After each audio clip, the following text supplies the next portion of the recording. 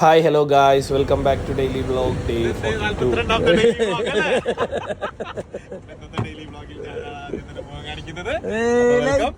ഇന്നലെ വൈകിട്ട് ഷെയ്ൻക്ക് വിളിച്ചിട്ട് പറഞ്ഞ് രാത്രി ഞാൻ വരും, ഫിഷ് കഴിക്കാൻ പോണ്, സെറ്റായി തോന്നുന്നു.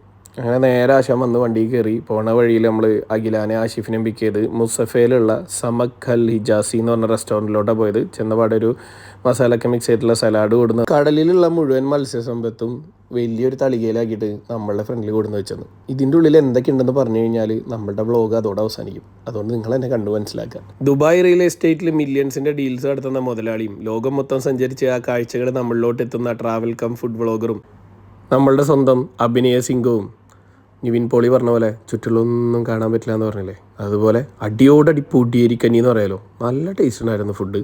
അതുകൊണ്ട് തന്നെ ചട്ടപ്പെടാന്ന് പറഞ്ഞിട്ടാണ് നമ്മൾ ആ വലിയ തളിക ഫിനിഷ് ആക്കിയത്. നല്ല ടേസ്റ്റ് ഉണ്ടായിരുന്നു.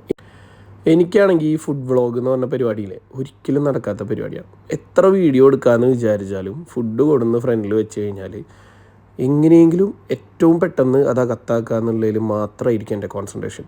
പിന്നെ ഇതുപോലെ ആരെങ്കിലുമൊക്കെ വീഡിയോ എടുത്ത് തന്നു കഴിഞ്ഞാൽ പിന്നീട് വോയിസ് ഓവർ ഇടാനാണെങ്കിൽ നമുക്കൊരു കൈ നോക്കാം. സംഭവം എനിക്ക് ഭയങ്കരമായിട്ട് ഇഷ്ടമായി.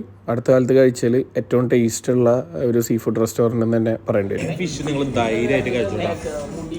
സംഭവം ബെസ്റ്റ് ഫിഷ് തവ. സൈലന്റ് അറ്റാക്കിലൂടെ ഇന്നലത്തെ മാൻ ഓഫ് ദ മാച്ച് പുരസ്കാരം സ്വന്തമാക്കി കാജൽ ഷിഫിൻ മാതൃകയായി. അങ്ങനെ നമ്മൾ അവിടുന്ന് നേരെ സിറ്റിയിൽ വന്നിട്ട് ജസ്റ്റ് ഫ്രഷിൽ പോയിട്ട് ഫ്രൂട്ട് ബൈറ്റ്സ് വാങ്ങിച്ചു. അങ്ങനെ ഫ്രൂട്ട് ബൈറ്റ്സ് എല്ലാവരും കഴിച്ചു. പിന്നെ നമ്മൾ അന്ന് കഴിച്ച സോർബെ ട്രൈ ചെയ്യാൻ വേണ്ടി നോക്കി, തീർന്നു.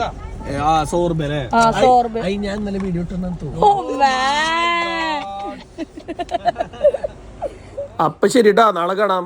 ബൈ.